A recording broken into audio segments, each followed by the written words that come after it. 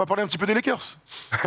On va parler un petit peu des Lakers. Au-delà de faire du fan service, c'est surtout une équipe, c'est l'équipe qui s'est le plus structurée, ou en tout cas on peut d'ores et déjà voir ce à quoi va ressembler l'équipe l'année prochaine. Ils ont réussi, une prouesse d'après moi, c'est de re-signer tout le monde. Regardons ensemble ce tableau. Il y avait beaucoup d'interrogations. Rui Hachimura, Austin Reeves, D'Angelo Russell sont donc re-signés sur des contrats, au vu de ce qu'on a dit depuis tout à l'heure. Austin Reeves, on attendait une offre de quelqu'un à plus de 80-100 millions. Visiblement, elle n'est pas arrivée. Il prend 56. Rui Hachimura, 51 sur 3 ans. Bon, voilà, j'ai envie de te dire, rien de choquant. Et donc, ils vont re-signer D'Angelo Russell. Voilà pour déjà les prolongations. Qu'est-ce que ça t'inspire? Ça m'inspire que depuis février dernier, ils travaillent très bien. Ils travaillent bien dans les bureaux. Ils structurent les choses. Je crois que c'est le mot important. Structurer, c'est important de se structurer, de se donner du temps. Et en plus, ça a été valorisé par des performances sportives. Aller en finale de conférence, ils se sont fait sweeper certes, mais en tout cas sportivement, la fin de saison régulière, les playoffs, on construit quelque chose. On a commencé à mettre le ciment qui n'est pas encore complètement sec, mais ils ont mis le ciment de quelque chose. Donc, pour continuer à cette structuration-là autour de LeBron et d'Anthony Davis, pour les amener à jouer le titre, il fallait garder plein de choses positives. Rui Hachimura, très positif. Évidemment qu'il fallait dans la continuité. S'il s'était barré, c'est chiant, il faut retrouver un mec. Donc, Austin Reeves, c'est la belle surprise depuis 1 an et demi. En play-off, pareil, on a vu les choses. Je pense que la chance qu'ils ont eue, et que les autres équipes ont bien fait aussi, d'aller lui filer 100 millions à Austin Reeves, parce que... Moi, je suis d'accord avec toi. Hein. Voilà.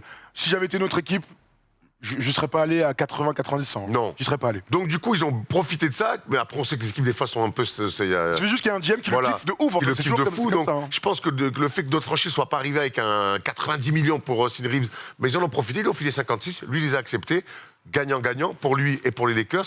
On est dans la continuité. Franchement, plus que jamais, on le dira encore, regardez toutes les équipes qui ont gagné ces 10 dernières années, il y a de la continuité.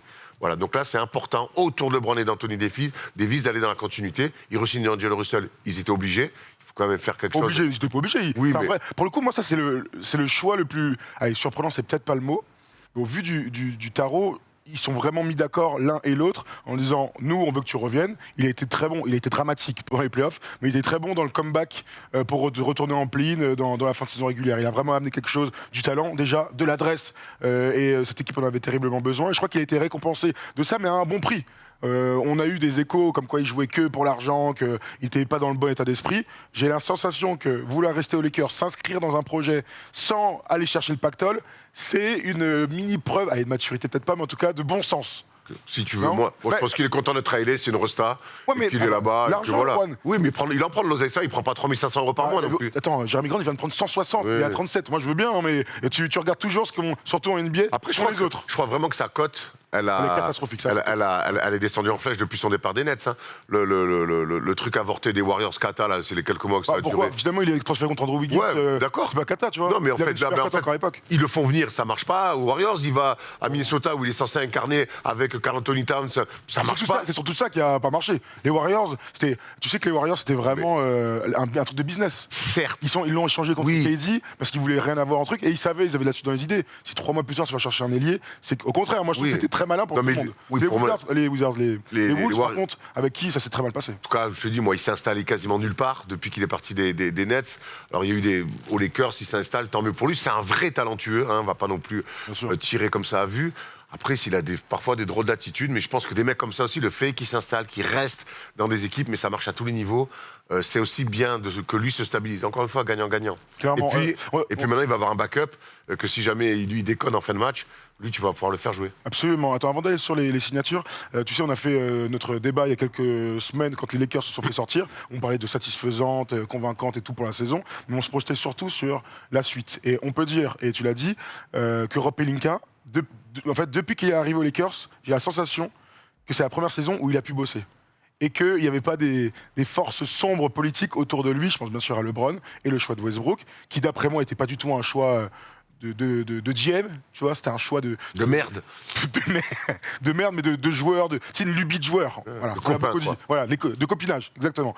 Depuis qu'il a priori repris le leadership sur les trades, ils ont fait donc Vanderbilt, Rui Hachimura, etc., etc. Ils se construisent une vraie équipe et il s'enchaîne les bons coups, tout simplement. On peut dire que Rob Pelinka, enfin, est rentré dans le costume de GM des Lakers et il enchaîne les bons choix. Et ça marche pour le choix de Darvin Ham aussi. D'aller chercher ce mec-là, c'est une preuve que le front office bosse bien.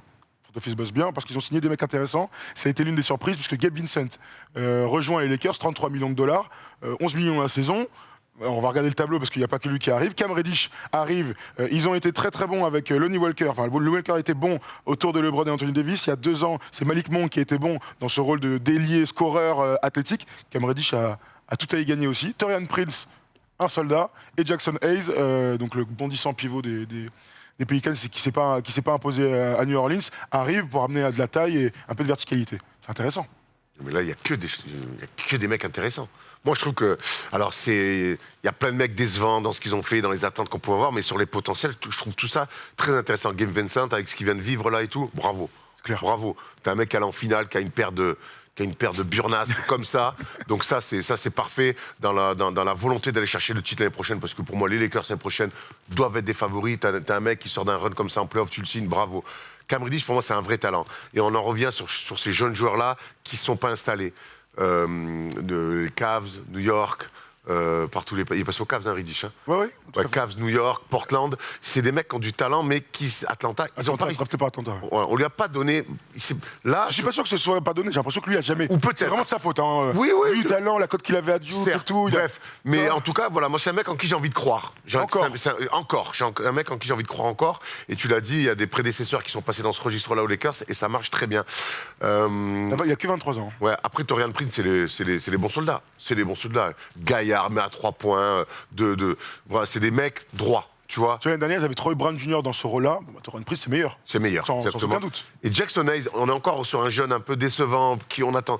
Mais par contre, dans le profil, c'est parfait. Et puis, jouer autour de LeBron, autour d'Anthony Davis, c'est des mecs, comme tu dis, bondissants, pivot moderne du cercle à cercle. Ça, c'est bien en sortie de banc, d'avoir un banc costaud. C'est presque un banc à lui tout seul, là, les 4, il en manque un, mais, pour faire 5. Mais je trouve ça très, très intéressant, à des prix en plus plutôt intéressants. Bien négocié.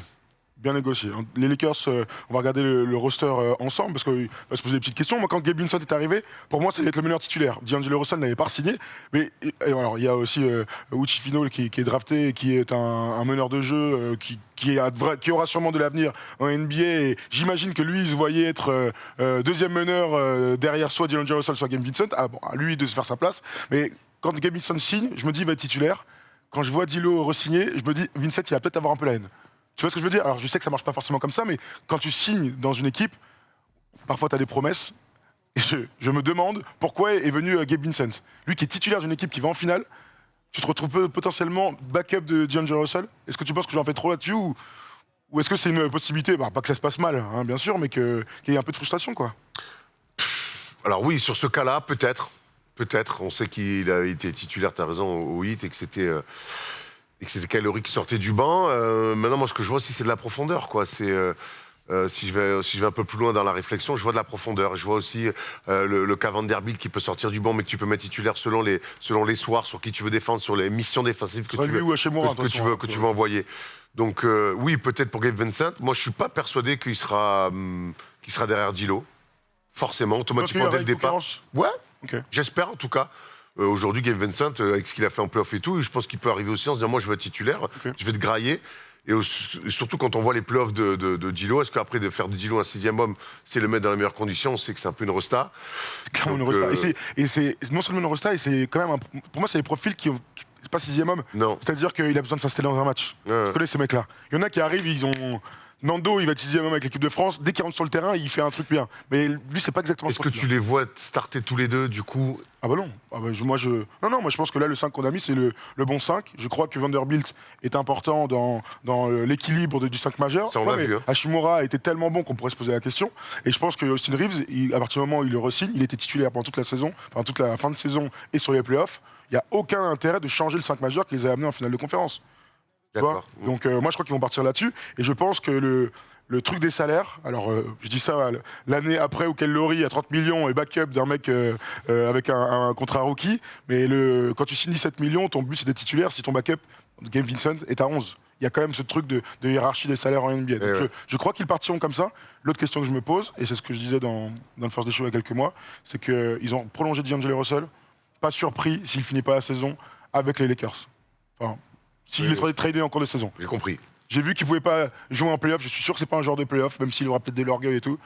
Bon, ça, c'est une monnaie d'échange intéressante en cours de saison si tu veux te renforcer ici ou là.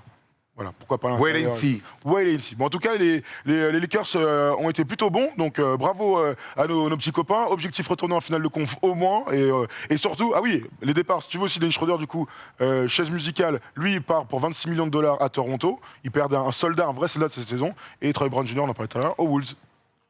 Ça me fait un peu mal au cœur parce que c'est cool ce qu'il avait fait, son retour aux Lakers. Il était bien dans le round de playoff, il s'est mis des vrais pelés défensifs, il était dans l'émission. J'ai l'impression que derrière, tu laisses partir Schroeder et tu récupères Game Vincent, tu gagnes au change. Ouais, tant que ça. Je pense. Pourquoi? Je sais pas, c'est un feeling que j'ai, mais pourtant, je te dis, un chapeau à Schroeder sur ce qu'il a fait pendant les playoffs, mais je trouve que c'est ça se joue sur des détails, mais j'ai l'impression que tu me demandes le choix. Moi, j'aurais fait le même choix de plutôt d'avoir Gabe Vincent plutôt que de garder Schroeder. Moi, ce qui m'embête un peu, alors déjà, tant mieux pour lui parce qu'il va remplacer Van Vliet, avoir le projet Toronto, mais il va chercher 26 millions de dollars sur 2 ans, et c'est ce qu'il voulait, un peu d'oseille. On rappelle les 70 millions qu'il n'a pas pris, en tout cas, c'est la rumeur il y a quelques années aux Lakers. Moi, ce qui m'embête un peu, c'est que Gabe Vincent, c'est un shooter. Donc, c'est trop bien parce que c'est hyper complémentaire de LeBron et Anthony Davis. Bien plus fiable, alors bien plus fiable que Schroeder. Il peut défendre Gabe Vincent, j'ai pas de souci avec ça. Mais Schroeder, il a un truc qui est assez rare dans le basket de très haut niveau, c'est qu'il fait gagner des matchs. Il a ce truc-là. De money time. Il fait gagner des matchs, il va mettre 11 points. Il a toujours fait. Et toute sa life, c'est ça. Il a ce truc-là. Alors bien sûr, les meilleurs joueurs l'ont. Parmi les meilleurs joueurs NBA, il y en a qui ne l'ont pas. Je pense à James Harden parfois. Schroeder, il a ce truc d'être role player, il peut être deuxième meneur, il va finir les matchs. Et t'as aucun intérêt qu'il ne soit pas sur le terrain dans les fins de match parce qu'il fait trop de différence. Et pas Gabe Vincent? Game Vincent, gros, je l'ai vu faire un run incroyable cette saison. Je l'ai vu aussi se casser la gueule à la fin sur les finales. Et je l'ai pas vu. Il a été très très bon dans un collectif, dans un truc. Et, en vrai, j'ai aucune assurance sur ce qu'il va être capable de faire dans un autre projet. C'est toujours pareil. Hein. C'est le meilleur du 8 sur les 2 premiers matchs des finales. Ouais. Il a fait gagner des matchs. Comme Danny Green avec les Spurs, c'est pas pour autant qu'il est rentré dans ton cœur. Ce truc de faire gagner des matchs, t'as raison, il a toujours fait Schroeder depuis sa saison rookie à Atlanta. Mais pour moi, Gabe Vincent, il a ça aussi. Alors d'une manière différente. Il est beaucoup plus slasher Schroeder. Clairement. Mais là, du coup, c'est plus complémentaire aussi. Ouais. Voilà, bon écoute, on verra là, on chipote, hein, c'est 2 bons joueurs. Je vois qu'il y en a un qui a 13 millions la saison, l'autre 11. On peut dire qu'ils sont à peu près dans le même truc. Ouais, alors ça, c'est les mecs qui sont en fin de contrat. Mo Bamba qui est parti, Mike Bisley, à voir ce qui va se passer, il est en fin de contrat. Lonnie Walker aussi. Tristan Thompson qui a fait un passage intéressant. C'est tout à fait le genre de mec pour structurer un vestiaire qui peut être intéressant. Et Wanyan Gabriel qui a toujours été bon quand il a joué cette saison. Donc à voir ce qu'il a fait. Shaquille Harrison aussi qui était revenu de D-League, que les Lakers aiment beaucoup. Bon, voilà pour les Lakers. On verra ce qui va se passer pour les derniers petits ajustements, mais une intersaison en tout cas plutôt réussie et bien gérée de la part de la meilleure franchise de tous les temps. Voilà. Petit Q-point et puis ensuite on se fait un pêle-mêle parce qu'il se passe beaucoup de trucs. Allez.